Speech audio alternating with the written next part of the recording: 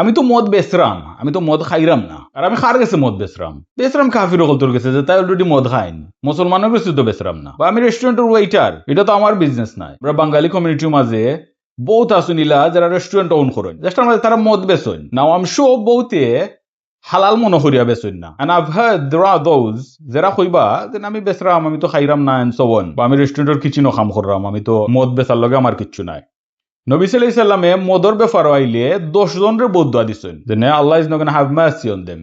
এর মাঝে যেইন মদ খাইন, যেইন মদ ডাইলা দেন, যেইন মদ বেচইন, যে মদ কিনইন, যেইন মদর কোম্পানিত কাম করেন প্রেস করবার লাগি, মদ বানানি লাগি, বা যেইন বানাইন মদ, যেইন ক্যারি করেন এক জায়গা থেকে আরো জায়গাত নিয়া দেন, ওখানে ওয়েটার হোকা, ডেলিভারি ড্রাইভার হোকা, আর যেইন মদ বেচিয়া এটাতে কি লাভবান হইন, আল্লাহ এরা সব রে বদুয়া দিছেন। সো ইন দিস কনটেক্সট যারা মদ থেকে বেনিফিট করা বা মদর লগে কাম করা বা মদর রেস্টুরেন্ট চালাইরা, এরা অবভিয়াসলি হারাম রুজি করা। নবী সাল্লাল্লাহু আলাইহি সাল্লাম কইছেন আমরা শরীরের মাঝে যে মাংস উঠবো হারাম রুজির খানি খাইয়া, এটা লাগি একবারে উপযুক্ত ট্রিটমেন্ট হইল গিয়া দুজখর আগুন। কেউ চিন্তা করতে পারেন আমি তো কিচেনও কাম করলাম, তারা সামনে মদ বেচে। আল্লাহ কইছেন কোরআনের মাঝে তোমরা একজনে আরেকজন রে হারামর মাঝে সাহায্য করিও না। আর কলেজে কইছেন একজন মুসলমানে যদি তার বিজনেস মাঝে হারাম করে আপনি তার এই হারামর মাঝে হেল্প করতা না, কারণ আপনারও সমান গুণ হইব। এন্ড অলসো যারা হারাম জানরা এরপরও কররা, মনে রাখুন যেন গুনার একটা এফেক্ট আছে। আপনি দেখবা আপনার ফ্যামিলির মাঝে শান্তি থাকতো না, লাইফের মাঝে কত প্রবলেম হল থাকবো, আপনার বাই চিন্তার মাঝে প্রবলেম থাকবো, বেমার আজার থাকবো ঘরের মাঝে, বিকজ আপনার